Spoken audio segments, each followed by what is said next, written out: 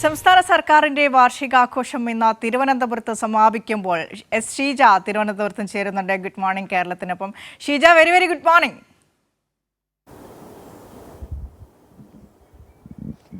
Good morning Vinisha. ഏറെ സന്തോഷം നിറഞ്ഞൊരു ദിവസം. ഷീജയുടെ ചിരിയിൽ തന്നെ അത് കാണാനുണ്ട്.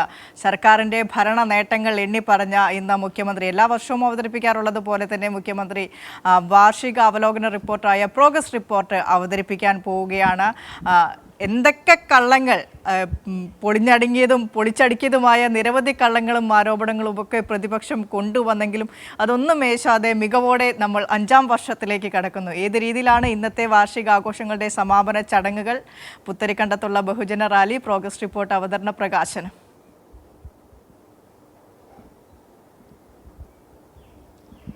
തീർച്ചയായും വിനിഷ, ഏതായാലും സമഗ്രമായ ഒരു സമാപന സമ്മേളനത്തിലേക്ക് തന്നെയാണ് നമ്മൾ നീങ്ങിക്കൊണ്ടിരിക്കുന്നത്. ഏതായാലും വിനിഷ നേരത്തെ ആമുഖമായി ഒക്കെ സൂചിപ്പിച്ചിരുന്നു, കഴിഞ്ഞ മാസം 21-ാം തീയതിയാണ് കാസർഗോഡ് ജില്ലയിൽ നിന്ന് മുഖ്യമന്ത്രിയുടെ നേതൃത്വത്തിലുള്ള ഈ ഒരു പര്യടനം ആരംഭിച്ചത് എന്ന് തന്നെ പറയേണ്ടിയിരിക്കുന്നു. വാർഷികാഘോഷങ്ങൾക്ക് തുടക്കമായത് 21-ാം തീയതി, കഴിഞ്ഞ മാസം 21-ാം തീയതിയോടുകൂടിയാണ്. അത് ഓരോ ജില്ലകളിലും ആ രീതിയിൽ തന്നെയാണ് കാര്യങ്ങൾ ക്രമീകരിച്ചിട്ടുണ്ടായിരുന്നത്. അതായത് ആദ്യം ഓരോ ജില്ലയിലും രാവിലെ ജില്ലാതല അവലോകന യോഗം. അപ്പോൾ ആ ജില്ലയിൽ എന്തൊക്കെ പ്രവർത്തനങ്ങൾ നടന്നിട്ടുണ്ട്, അതിൽ എന്തൊക്കെ തടസ്സങ്ങൾ ഇനി ഏതെങ്കിലും പദ്ധതികളുമായി ബന്ധപ്പെട്ടുണ്ടോ അതൊക്കെ നീക്കം ചെയ്തുകൊണ്ട് സുഗമമായ രീതിയിൽ ആ ജില്ലയിലെ പ്രവർത്തനങ്ങൾ മുന്നോട്ട് കൊണ്ടുപോകുക.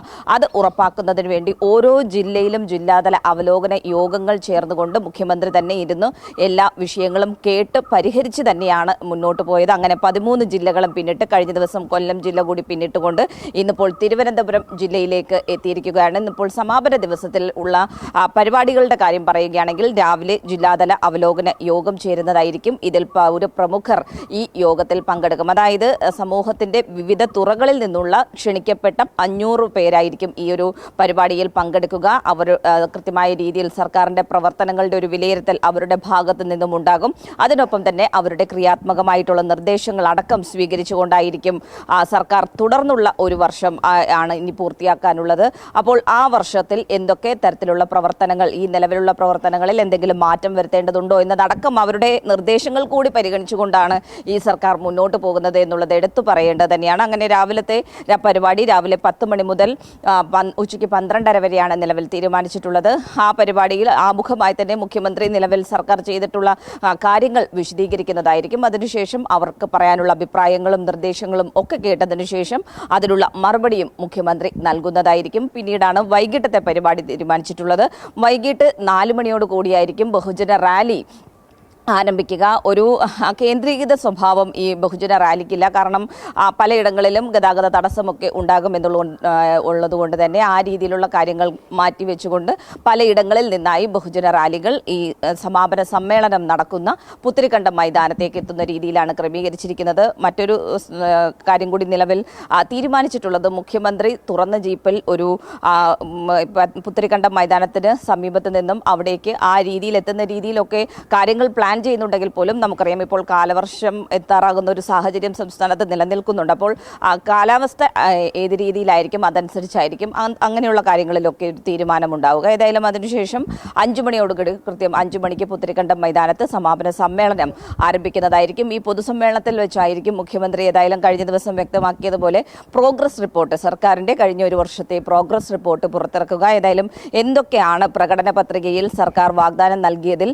എന്തൊക്കെ ചെയ്തു, ഇനി എന്തൊക്കെയാണ് ശേഷിക്കുന്നത് എന്നതടക്കമുള്ള കാര്യങ്ങൾ സമഗ്രമായി പരിശോധിച്ചുകൊണ്ടുള്ള സർക്കാരിന്റെ ഒരു പ്രോഗ്രസ് റിപ്പോർട്ട് തന്നെയായിരിക്കും മുഖ്യമന്ത്രി അവതരിപ്പിക്കുക എന്നുള്ളതിൽ സംശയമില്ല. കാരണം ജനങ്ങൾക്ക് നേരിട്ട് മനസ്സിലാകുന്ന രീതിയിൽ ഉള്ള മാറ്റം സംസ്ഥാനത്തുണ്ടായിട്ടുണ്ട്. ഈ ഒരു കഴിഞ്ഞ 4 വർഷം കൊണ്ട് 2ാം പിണറായി സർക്കാരിന്റെ കാലത്ത് ഏത് രീതിയിലാണ് മാറ്റം ഉണ്ടായത് എന്നുള്ളത് ജനങ്ങൾക്ക് നേരിട്ട് മനസ്സിലാകുന്ന ഒരു സാഹചര്യത്തിൽ തന്നെയാണ് നിലനിൽക്കുന്നത്. പക്ഷെ എന്നാലും കൃത്യമായ രീതിയിൽ സർക്കാർ കൂടി സർക്കാരിന്റെ പ്രവർത്തനങ്ങളെ വിലയിരുത്തി മുന്നോട്ട് പോകുന്നു എന്നുള്ളത് ഉറപ്പിക്കുന്നതിന്റെ ഭാഗമായിട്ടാണ് ഈ ഒരു പ്രോഗ്രസ് റിപ്പോർട്ട് സർക്കാർ പുറത്തിറക്കുന്നത്. ആ രീതിയിലാണ് കാര്യങ്ങൾ ക്രമീകരിച്ചിരിക്കുന്നത്. ഏതായാലും കഴിഞ്ഞ മാസം 21-ന് തുടങ്ങി ഈ മാസം 23-ലേക്ക് എത്തുമ്പോഴേക്കും ഓരോ ജില്ലയുടെയും കൃത്യമായിട്ടുള്ളൊരു ചിത്രം കൂടി മുഖ്യമന്ത്രിയുടെ പക്കൽ ഉണ്ട് എന്നുള്ളതിൽ ഒരു തരത്തിലുള്ള സംശയവുമില്ല വിനിഷ.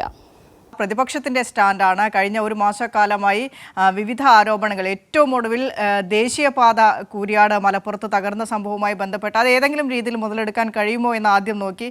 പക്ഷേ അത് ഫലിച്ചില്ല. അത് പൊളിഞ്ഞടങ്ങി. ദേശീയപാത അതോറിറ്റിക്കാണ്, കേന്ദ്ര സർക്കാരിനാണ് അതിൻ്റെ കൂടുതൽ നിയന്ത്രണങ്ങൾ എന്ന് വന്ന ഘട്ടത്തിൽ അവരുടെ ആരോപണങ്ങളെല്ലാം പൊളിഞ്ഞ് പാളീസായി പോകുന്ന രീതിയിലേക്ക് കാര്യങ്ങൾ പോയതോടുകൂടി വി ഡി സതീശൻ കഴിഞ്ഞ ദിവസം ഒരു ആരോപണം ഉന്നയിച്ചു.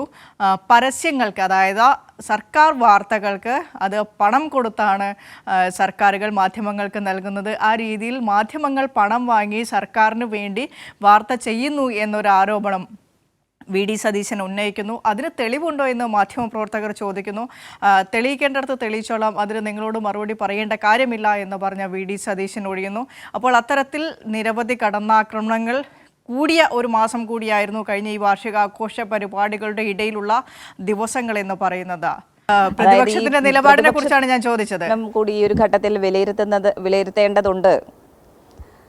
തീർച്ചയായും പ്രതിപക്ഷത്തിന്റെ ഒരു പ്രവർത്തനം കൂടി ഈ ഒരു ഘട്ടത്തിൽ വിലയിരുത്തേണ്ടത് അനിവാര്യമാണ്. കാരണം എന്നാണോ ഈ ഒരു ഇടതുപക്ഷ സർക്കാർ അധികാരത്തിൽ വന്നത്, അതായത് ഒന്നാം പിണറായി സർക്കാരിന്റെ കാലമാകട്ടെ അല്ലെങ്കിൽ രണ്ടാം പിണറായി സർക്കാരിന്റെ കാലമാകട്ടെ, അധികാരത്തിൽ സർക്കാർ ഏറിയത് മുതൽ സർക്കാരിനെതിരെ വ്യാജ പ്രചരണങ്ങൾ അഴിച്ചുവിടുക എന്നതിനപ്പുറത്തേക്ക് ഈ പ്രതിപക്ഷത്തിന്റെ ഭാഗത്ത് നിന്നും ക്രിയാത്മകമായ ഒരു പ്രവർത്തനം ഉണ്ടായിട്ടില്ല എന്നുള്ളത് എടുത്തു പറയേണ്ടതാണ്. അതിൽ ഏറ്റവും പ്രധാനപ്പെട്ട കാര്യം എടുത്തു പറയേണ്ടത് വി ഡി സതീശന്റെ നേതൃത്വത്തിലുള്ള ഈ രണ്ടാം പിണറായി സർക്കാരിന്റെ കാലത്തുള്ള പ്രതിപക്ഷത്തെക്കുറിച്ച് തന്നെയാണ്. കാരണം ഈ ഒരു കാലയളവിൽ അത്രത്തോളം കടന്നാക്രമണങ്ങളാണ് ഈ സർക്കാരിനെതിരെ, അത് മുഖ്യമന്ത്രിക്കെതിരെ ആകട്ടെ മന്ത്രിമാർക്കെതിരെ ആകട്ടെ, വലിയ തോതിലുള്ള കടന്നാക്രമണവും വ്യാജ പ്രചരണവും മാത്രമാണ് പ്രതിപക്ഷം ഏറ്റെടുത്തിട്ടുള്ളത് എന്നുള്ളതിൽ ഒരു തരത്തിലുള്ള തർക്കവുമില്ല. പക്ഷേ ഇതിലൊക്കെ ഉള്ളൊരു വസ്തുത എന്ന് പറയുന്നത് ഈ ഉയർത്തിക്കൊണ്ടുവരുന്ന ഓരോ ആരോപണങ്ങളും പൊടുന്നനെ പൊളിഞ്ഞു പോകുന്ന ഒരു സാഹചര്യമാണ് നമുക്ക് കാണുവാൻ വേണ്ടി സാധിച്ചിട്ടുണ്ടായിരുന്നത്. അതുകൊണ്ട് തന്നെ ജനങ്ങൾക്ക് പ്രതിപക്ഷത്തിലുള്ളൊരു വിശ്വാസം കുറഞ്ഞ വർഷങ്ങൾ കൂടിയാണ്